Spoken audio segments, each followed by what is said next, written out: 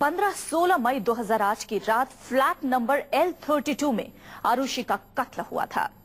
उस रात को क्या हुआ था हम आपको आगे बताएंगे, लेकिन पहले बता दें कि 5.5 साल के बाद आरुषि मर्डर मिस्ट्री में सबसे बड़ा फैसला आया है।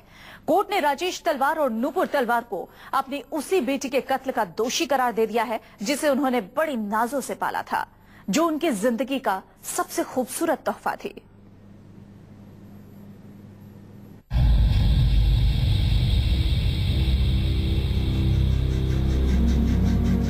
जिस औलाद के लिए तलवार दंपत्ति ने न जाने कितने कितने जतन किए, न जाने कितनी मन्नतें मांगी थी, न जाने कितने ख्वाब संजोए थे, आज उसी इकलौती औलाद के कत्ल का कलंक डॉक्टर राजेश तलवार और नूपुर तलवार के माथे पर चस्पा हो गया। आज ये साबित हो गया कि 14 साल के आरुषि को किसी और ने नहीं बल्कि उसके प्यारे पापा ने ही मौत के घाट उतारा था।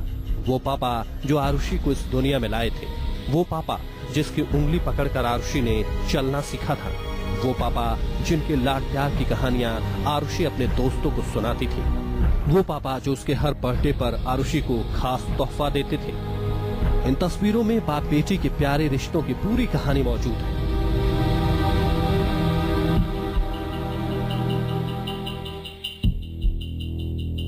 ये तस्वीरें आरुषि के खुशनुमा दिनों की हैं। इन तस्वीरों को देखकर कौन यकीन करेगा कि आरुषि के कातिल खुद उसके माँ बाप हैं। लेकिन ये सुनकर रोंगटे खड़े हो जाते हैं कि चुलबुली और नटखट आरुषि के कत्ल का जघन्य अपराध उसी के पापा ने किया था। आर्गुमेंट्स थे वो क्या थे जिनको आपको लगता है आधार बनाया होगा? प्रोसिक्यूशन का मेन केस ही ये था कि जितने सर्कमस्टांसेस हैं वो इनके अलावा और कोई इस मर्डर को कर ही नहीं सकता, जो कि कोर्ट ने मान दिया। डॉक्टर राजेश तलवार को 203 IPC में भी गिल्टी होल्ड कर दिया। पता नहीं उस काली रात आरुषि की माँ नूपुर तलवार की ममता कहाँ मर गई थी। जिस वक्त आरुषि अपनी आखिरी सांसें ले रही थी, माँ नूपुर तलवार भी कमरे में मौजूद थी, लेकिन लाडली बेटी को तड़पता देखकर भी नूपुर तलवार की ममता नहीं जागी। माँ के सामने ही आरुषि के जिस्म में बची चंद सांसों को भी पापा राजेश तलवार ने छीन लिया था। बेटी को दम तोड़ता देखकर माँ का भी दिल नहीं पसीजा। एक बार भी प्यारी बेटी का चेहरा सामने नहीं आया। अपने पाप पर पश्चाताप तो छोड़िए, बेटी के कत्ल का राज सीने में दफन किए तलवार दंपत्ति हमेशा खुद को बेकसूर बताते रहे। भला दुनिया भी कैसे यकीन करती कि माँ बाप अपनी इकलौती बेटी का कत्ल कर सकते हैं।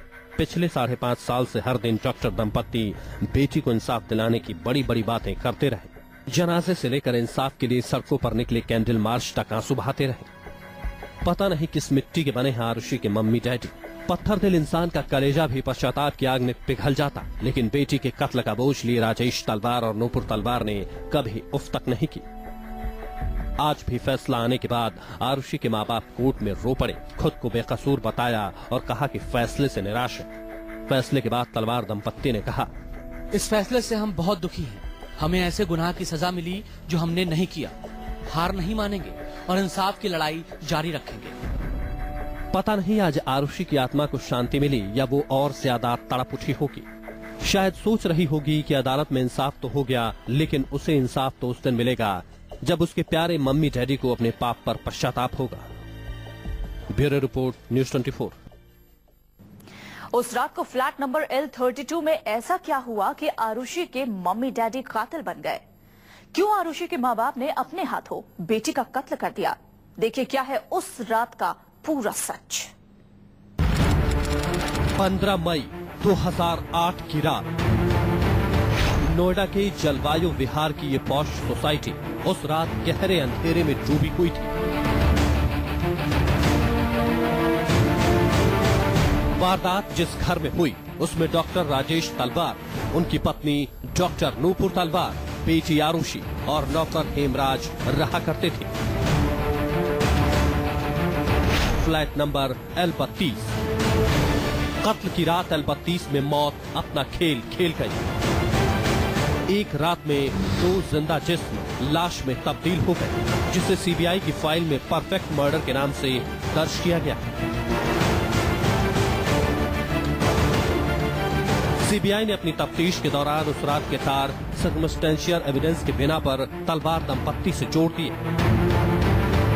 यानी उस रात डॉक्टर तलवार ने ही आरुषि और हेमराज को मारा था। तारीख 15 मई 2008, वक्त रात करीब 9 बजे। जगह L32 जलवायु विहार। वारदात की रात आरुषि ने 9:10 पर अपने फोन से अपनी जिंदगी का आखिरी फोन किया था। इस फोन पर महज 25 सेकंड बात हुई थी और फिर आरुषि का मोबाइल स्विच ऑफ हो गया।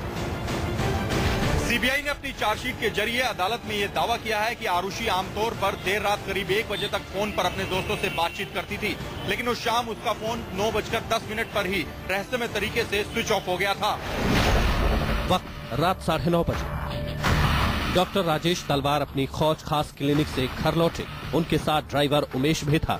ड्राइवर उमेश कार को पार्क करके 9:40 पर फ्लैट में चाबी और डॉक्टर तलवार का बैग देकर लौट गया। इस वक्त नूपुर तलवार और आरुषि डाइनिंग टेबल पर बैठे थे, जबकि राजेश तलवार अपने बेडरूम से बाहर निकल रहे थे। ड्राइवर उमेश ही वो बाहरी शख्स था जिसने आखिरी बार आरुषि को जिंदा देखा था। रात 10:10। डिनर के बाद सभी लोग अपने अपने कमरे में सोने चले गए, लेकिन रात को अचानक डॉक्टर तलवार और नूपुर तलवार आरुषि के कमरे में गए। उनके हाथ में एक डिजिटल कैमरा था जो आरुषि को बर्थडे गिफ्ट के तौर पर राजेश तलवार ने दिया था। उसी रात आरुषि ने अपने डिजिटल कैमरे से डॉक्टर राजेश तलवार और नूपुर तलवार की तस्वीरें भी खींची थी। इनमें से एक तस्वीर में दिख रही घड़ी में रात के 10:10 दिखाई दे रहे हैं, यानी मोबाइल पर बात करने के 1 घंटे बाद तक आरुषि जिंदा थी। सीबीआई के चार्जशीट के मुताबिक रात 11:30 बजे नूपुर तलवार राउटर ऑन करने आरुषि के कमरे में गई। उस वक्त आरुषि अपने बेड पर थी और किताब पढ़ रही थी, यानी आखिरी फोन करने के करीब 2.5 घंटे बाद तक आरुषि जिंदा थी। और बस यहीं से इस पहेली की शुरुआत होती है। रात 11:57 पर आरुषि के दोस्त ने लैंडलाइन पर फोन किया, क्योंकि आरुषि का मोबाइल बंद था। फोन राजेश तलवार के कमरे में रहता था, लेकिन फोन उठाया नहीं गया। राजेश तलवार रात करीब 12:08 तक इंटरनेट पर काम कर रहे थे। इसी बीच राजेश तलवार को नौकर हेमराज के कमरे से आवाज सुनाई थी। राजेश तलवार हेमराज के कमरे में जाते हैं, लेकिन वो कमरे में नहीं था। राजेश तलवार हेमराज के कमरे से गोल्फ स्टिक उठाकर आरुषि के कमरे की तरफ बढ़ते हैं। राजेश तलवार ने जब कमरे का दरवाजा धक्का देकर खोला तो देखा कि आरुषि और हेमराज बेड पर आपत्तिजनक अवस्था में थे। बेटी और नौकर को ऐसी हालत में देखकर राजेश तलवार आग बबूला हो गए। तैश में आकर राजेश तलवार ने पीछे से हेमराज के सिर पर गोल्फ स्टिक से वार किया। दूसरी बार जब राजेश ने हेमराज पर वार किया तो चोट आरुषि के सिर पर लग जाती है। इसी दौरान आरुषि के कमरे में आवाज सुनकर नूपुर तलवार भी वहां पहुंच गए। इस वक्त आरुषि के सिर से खून बह रहा था और हेमराज बेड से नीचे गिर चुका था। ये सब कुछ रात को 12 बजे से 1 बजे के बीच हुआ। पोस्टमार्टम रिपोर्ट भी कहती है कि दोनों कत्ल रात के 12 बजे से लेकर 1 बजे के बीच हुए। हथियार एक जैसा था, लिहाजा आरुषि और हेमराज के सिर पर जख्म के निशान एक जैसे थे। इसके बाद राजेश तलवार और नूपुर तलवार सबसे पहले चादर में लपेटकर हेमराज की लाश को छत पर ठिकाने लगा देते हैं। छत पर ही राजेश तलवार हेमराज की गर्दन सर्जिकल ब्लेड से रेत देते हैं ताकि जिंदा बचने की कोई गुंजाइश न बचे। हेमराज की लाश को ठिकाने लगाने के बाद एक बार फिर तलवार दंपति वापस फ्लैट में लौटते हैं। इस बार राजेश तलवार आरुषि के गले को भी सर्जिकल ब्लेड से काट देते हैं ताकि आरुषि और हेमराज के गर्दन पे एक जैसे निशान नजर आए। अपनी बेटी के खून से हाथ रंगने से राजेश तलवार एकदम बेचैन हो जाते हैं। उन्हें कुछ समझ में नहीं आता। वो डाइनिंग टेबल की तरफ जाते हैं जहां स्कॉच की बोतल मौजूद थी। कत्ल के बाद राजेश तलवार शराब पीते हैं। बोतल पर आरुषि और हेमराज के खून के धब्बे मिले हैं। सीबीआई की चार्जशीट में ये बात साफ साफ कही गई है कि डॉक्टर दंपत्ति ने क्राइम सीन की ड्रेसिंग की, यानी मौकाए वारदात से छेड़छाड़ की गई थी। आरुषि के कमरे में जाकर तलवार दंपत्ति ने बिस्तर की सिलवटें हटाई। आरुषि के खिलौनों को फिर से बेड पर सही जगह पर रखा गया। खून के धब्बे हटाए गए। साथ ही नूपुर तलवार ने आरुषि के निजी अंगों को साफ किया और आखिर में एक सफेद चादर आरुषि की लाश पर डाली। यकीनन इसमें कई घंटों का वक्त लगा होगा। सुबह राजेश तलवार फ्लैट से बाहर जाकर खून के धब्बे वाले अपने कपड़े, बेडशीट और हथियार को कहीं छिपा देते हैं। सबूत को ठिकाने लगाने के बाद राजेश अपने घर लौटे और फ्लैट के बाहरी दोनों दरवाजों को अंदर से बंद कर देते हैं। इसके बाद वो हेमराज के कमरे से अपने फ्लैट में घुसते हैं। आधी रात को अपने जुर्म पर पर्दा डालने के लिए राजेश तलवार और नुपुर तलवार ने हर कोशिश की। रात 12 बजे से लेकर सुबह 6 बजे तक अपने गुनाह के सारे सबूत मिटा डाले। किसी भारी शख्स का हाथ दिखाने के इरादे से दोनों ने अपने फ्लैट का दरवाजा बाहर से लॉक कर अंदर दाखिल हो गए। आरुषि केस में उस वक्त बड़ा खुलासा हुआ जब केस का मुजरिम ही मकतूल बन गया। मतलब जिस नौकर हेमराज को नोएडा पुलिस नेपाल तक तलाश रही थी, उसी नौकर की लाश डॉक्टर राजेश तलवार के फ्लैट की छत से बरामद हुई। तारीख 16 मई 2008, वक्त सुबह करीब 6 बजे। जगह फ्लैट नंबर L32, जलवायु विहार।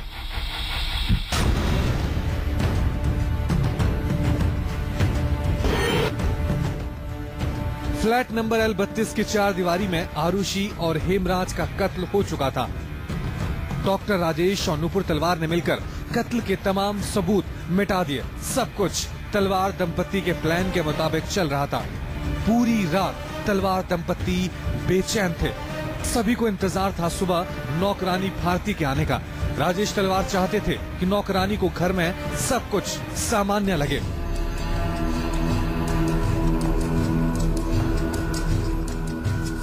हर दिन की तरह 16 मई की सुबह नौकरानी भारती ने डोरबेल बजाई, लेकिन दरवाजा खुला नहीं।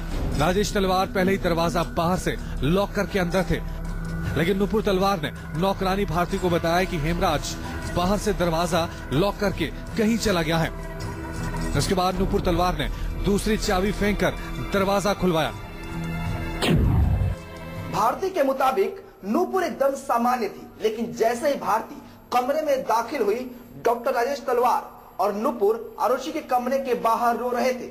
नुपुर तलवार ने भारती से कहा, ये देखो हेमराज क्या करके चला गया। नौकरानी भारती आरुषि के कमरे में गई और चीखती हुई फ्लैट से बाहर निकली। भारती नहीं, पड़ोसियों को कत्ल की जानकारी दी। नौकरानी भारती ही मौका वारदात पर पहुंचने वाली पहली बाहरी थी। चंद मिनटों में नोएडा पुलिस मौका वारदात पर पहुंच गई, लेकिन पुलिस के पहुंचने से पहले राजेश तलवार के कई करीबी मौजूद थे। डॉक्टर राजेश तलवार ने प्लान के तहत सीधे तौर पर नौकर हेमराज को कातिल बताते हुए लिखित शिकायत दर्ज कराई ताकि पुलिस को गुमराह कर सके, लेकिन क्राइम सीन के हालात देखकर नोएडा पुलिस का माथा ठनक गया। शुरुआती तफ्तीश में साफ हो गया कि जो भी हो, यह तय है कि कातिल कत्ल के बाद भी जल्दबाजी में बिल्कुल नहीं था। इसलिए उसने आरुषि के कमरे में जाकर बिस्तर की सिलवटें हटाई, कमरे को साफ किया, खून के धब्बे हटाए, एक सफेद चादर आरुषि की लाश पर डाली और सीढ़ियों से खून के निशान मिटाए गए। यकीनन इसमें कई घंटों का वक्त लगा होगा। ऐसे में नोएडा पुलिस ने कातिल का सुराग तलाशने के लिए फोरेंसिक एक्सपर्ट्स की एक टीम बुलाई। क्राइम सीन की फोटो खींची गई और आरुषि की लाश को पोस्टमार्टम के लिए भेज दिया गया। सीबीआई की चार्जशीट के मुताबिक डॉक्टर राजेश तलवार ने अपने भाई की मदद से पोस्टमार्टम करने वाले डॉक्टर पर रिपोर्ट से रेप की बात हटाने का दबाव बनाया था। साफ था कि डॉक्टर राजेश तलवार उस दिन पुलिस के सामने जितना बता रहे थे, उससे कहीं ज्यादा छिपा रहे थे।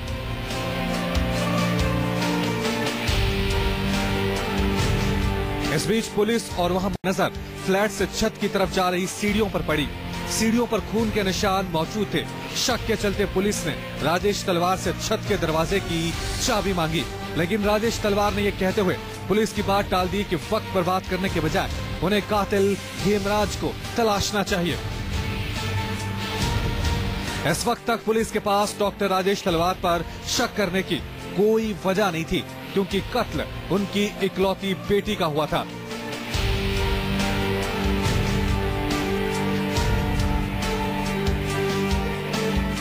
एक तरफ पुलिस मामले की तफ्तीश कर रही थी, उसी दौरान शाम करीब 7:30 बजे आरुषि का अंतिम संस्कार किया गया। लेकिन जिस वक्त तलवार परिवार अंतिम संस्कार कर रहा था, ठीक उसी वक्त राजेश तलवार के नौकरों ने आरुषि के कमरे की सफाई की थी।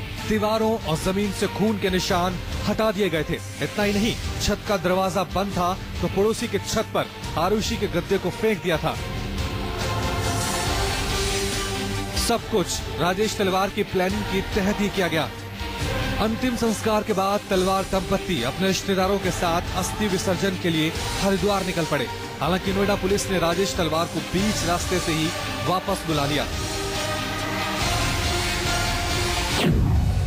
क्योंकि नोएडा पुलिस जिसे अब तक सिर्फ एक कत्ल की वारदात मान रही थी, वो अब जल्द ही देश की सबसे बड़ी मर्डर मिस्ट्री में तब्दील होने वाली थी। डॉक्टर राजेश तलवार ने जिस नौकर पर अपनी बेटी आरुषि के कत्ल का शक जाहिर किया था, उसी नौकर की लाश डॉक्टर राजेश तलवार के फ्लैट की छत से बरामद हुई थी। राजेश तलवार की छत से हेमराज की लाश मिलते ही पूरे मामले में नया मोड़ आ गया। राजेश तलवार जिसे कातिल बता रहे थे, वो खुद वारदात का शिकार बन चुका था।